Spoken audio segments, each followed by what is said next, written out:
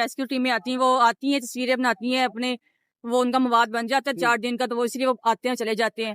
लेकिन लोग जो है वो बेयारों मददगार बैठे हुए, कोई इनकी मदद के लिए नहीं आ रहा। हम लोग आए हैं, हम अपने इमरान खान के मशहूर के साथ आए हैं, हम खाना साथ लेके आए, जो जो हमसे बन सका हम इंशाल्लाह अपनी आवाम को साथ करेंगे। ठीक है, तो इस दुख की घड़ी में आप हमारी इस वक्त जो गवर्नमेंट बैठी है उनको क्या पैगाम देंगे? मैं उनके पैगाम दूं कि अपने दौरों से जरा थोड़ी फुर्सत अपनी आवाम की तरफ ही दिलवाइए, अपनी जो तवज्जो है दौरे बाद में भी हो जाएंगे। अभी तो मरियम साहब आई हैं, अभी मुल्क सारा डूब रहा है, और जो वजीर आजम हमारे हैं जिनको चाहिए कि आवाम के साथ आए,